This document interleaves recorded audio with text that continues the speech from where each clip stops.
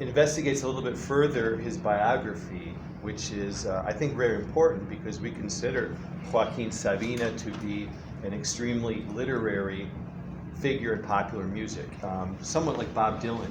And I think it's important to consider how he became so literary. And it's not just a case of somebody who enjoyed reading literature, it's somebody who actually publishes poetry, and also has quite a bit of skill as a narrator. As you know, if you know his songs, you know that there's some songs with some very clever narratives, very engaging narratives. So I want to dig a little bit deeper and look into his biography and look over some of his song lyrics to see if I could find some specific references.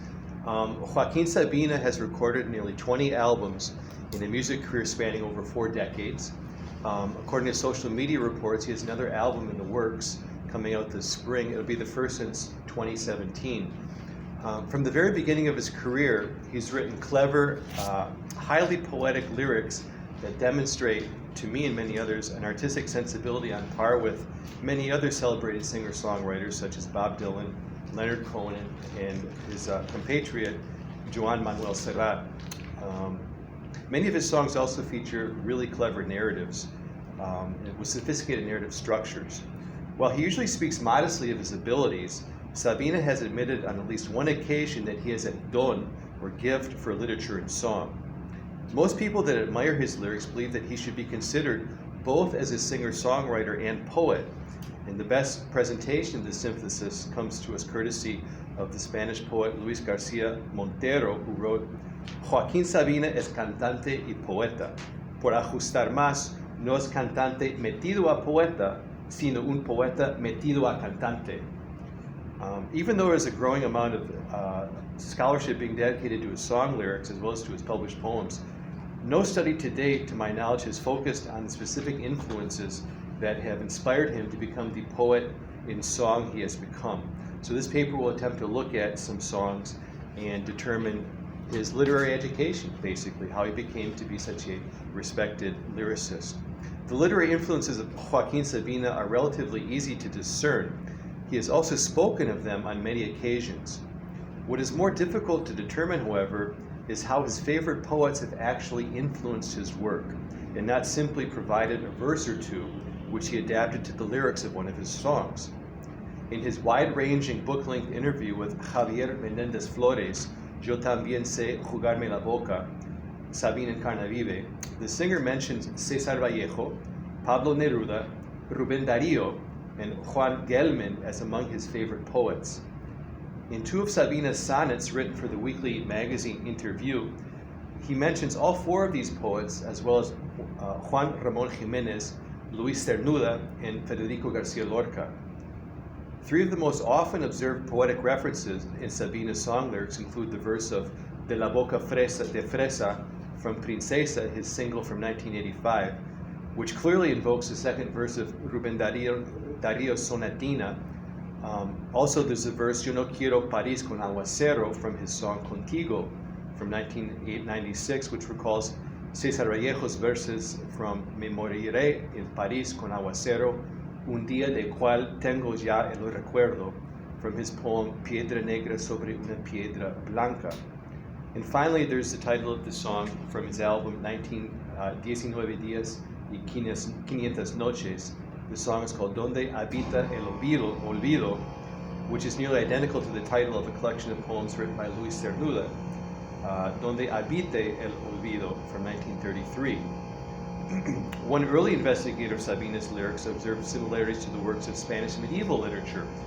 For example, to the archpriest Juan Ruiz's Cánticas de Serrana from El Libro de Buen Amor, as well as to verses of Gonzalo de Bercero, written in defense of poetry as a mode of expression. And this is all in reference to a single song called Medias Negras from 1990. Another scholar has more recently discovered Petrarchan affectation in a song of Sabina's from 1992 called A la orilla de la chimenea, one of his most melodic and confessional songs. Of course, Sabina's biography must be taken into consideration in any discussion of his development as this hybrid songwriter-poet. Joaquín Ramón Martínez Sabina was born in what you could call the periphery, both in geographical and social terms. in an Andalusian town of about 30,000 people called Úbeda during the first decade of the Franco dictatorship. It has often been remarked that Úbeda, for its geography, has an unusually isolated character. There is in fact a popular Spanish saying, irse por los cerros de Úbeda, which means to wander away or to go off on a tangent, to get distracted. Sabina's birthplace recalls those of his three most influential poets. Rubén Darío was an illegitimate child born in a remote Nicaraguan village. Pablo Neruda was the son of a railroad operator in the rainy southernmost regions of Chile. And César Vallejo grew up in Santiago de Chuco, an isolated hamlet in the northern Andes at an altitude of about 10,000 feet in 2 hours by train from the nearest big city. Sabina grew up in a stable middle-class household in Úbeda, and his father, Don Jerónimo, was the local police chief. In spite of his strict demeanor, Don Jerónimo liked to write poetry in his spare time and in fact encouraged his youngest son's literary endeavors. Sabina has an older brother who became a police officer. While discussing how he came to love literature in an early age, Sabina said that his father kept a copy of the collected works of Emilio Carrere in the library of their home, among other books. This Madrid-born author wrote short stories and novellas in an array of genres, including Gothic, horror, and the fantastic, with lots of sophisticated narratives. Like any well-read Spaniard, there was undoubtedly a copy of El Quijote in the Martinez Sabina household and other classics of Spanish literature. That these narrative works influenced Sabina to become a skilled storyteller in his songs is not improbable, in my opinion. The young Sabina also attended a Salesian school in his hometown, where he was given a thorough liberal arts curriculum. While enrolled there, he undoubtedly read the classics, from which he may have learned the narrative technique of in medias res, so that structures so many of his best-known songs. That's the structure, of course, the classical narrative scheme, where you begin in the middle of the story and then go back and fill in details. It puts the listener, the reader, right in the middle of the action. Pacto entre Caballeros begins that way, has that structure. Peor para el Sol is another song, and also his detective song, El Caso de la Rubia Platino, is also structured on that classical technique. Once the young Sabina graduated from high school in 1966, he enrolled at the University of Granada and commenced studies in Spanish literature and philology. The singer has described Granada and this period of his life with great enthusiasm, even calling it a subidon, a high in his life. There in the dazzling and historic Andalusian city, the young songwriter made the acquaintance of influential colleagues and friends. Of special importance was Pablo del Águila, a prodigiously talented and charismatic student from Granada who also played guitar. In recurring descriptions, Sabina has described this dear friend from his university years as his Pygmalion, his Dorian Gray, and his Garcia Lorca. Apart from his reputation around the university as a talented student, Del Águila was also very likely one of the first Spaniards of his age to be performing songs on guitar by Joan Baez, Atahualpa Yupanqui, and Pete Seeger. In addition to his ability as a musician, Del Águila excelled as a poet, and his collected works have recently been published. They were published in 2017. Sabina has declared that if he had never met Pablo del Águila, he never would have become a music artist or written a word of poetry. As a manner of tribute, Sabina incorporated some verses from his late friend's poem, Casita del Amor que se fue y no vino, into the lyrics of the song Amor se llama el juego, from the album Física y Química from 1992. And those lines are from the song are y cada vez más tú y cada vez más yo sin rastro de nosotros. That was taken directly from his friend's poem. Although it has never seen the light of day, at the beginning of his time as a student, already touched by melancholy perhaps, Sabina wrote his first collection of poetry. It was entitled No es fácil ser joven, It's Not Easy Being Young. It is also during his 3.5 years as a student in Granada, he never finished his degree, that Sabina is formally and informally introduced to the works of poets who have never ceased to serve as sources of inspiration. In his coursework, he naturally read the canonical works of Spanish literature. However, two of the most influential poetic works for Sabina were composed by Spanish Americans. Pablo Neruda's Versos del Capitán from 1952, and César Vallejo's Poemas Humanos from 1939. Both of these works were recommended to him by Pablo del Águila. Neruda's Residencia en la Tierra was also a favorite of his during his university days. Sabina read and also admired several poets whose work was still circulating on university campuses in spite of the censorship imposed by the dictatorship and Francoist authorities. These poets included Gabriel Celaya, Blas de Otero, and León Felipe. In Poesía 70, a literary journal based in Granada, Sabina published one of his earliest poems alongside those of more established poets, such as José Heredia Maya, Carmelo Sánchez Muros, and the aforementioned Pablo del Águila, and also poetry by Juan de Loja, the poet and intellectual who started the journal as a radio program, Poesía 70. In this early poem, which is called Todas las tardes de domingo muere una flor amarilla en los tejados, it was published in the first issue of the journal, and approximately 10 years later would form the basis of the lyrics for the song Tango del Quinielista, the song of the tango of the soccer bettor, one of the selections from Sabina's first album, Inventario, from 1978. Apart from its literary vocation, the group of artists and intellectuals that coalesced around Loja's project featured many notable musicians who, in 1968, founded the Manifiesto Canción del Sur movement, which sought to revitalize the poetic language of cantautores, singer-songwriters, and the rich tradition of the Andalusian copla. Some of those musicians include Carlos Cano, Enrique Moratalla, Raúl Alcover, and the previously cited Antonio Mata. Multi-talented cantautor Luis Eduardo Aute also contributed poetry and artwork to Poesía 70.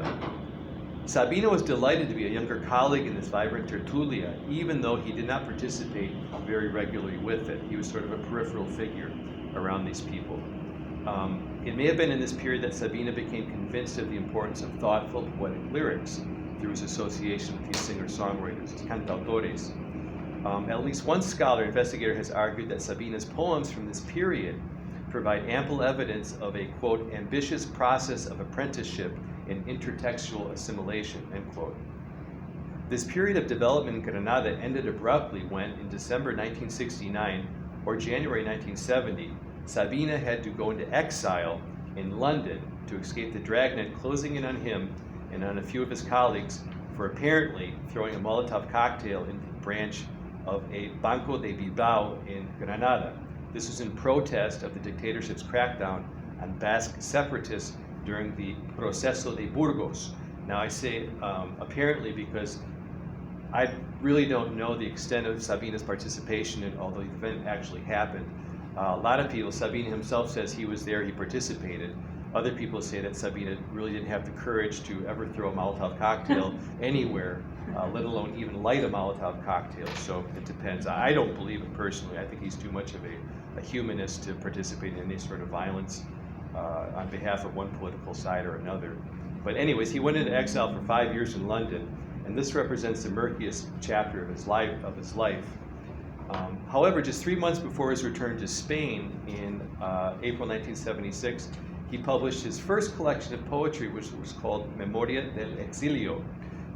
This collection was published independently with money out of his own pocket and with a cover illustration by another Spaniard with whom he was sharing a room in London, Aurelio Diaz.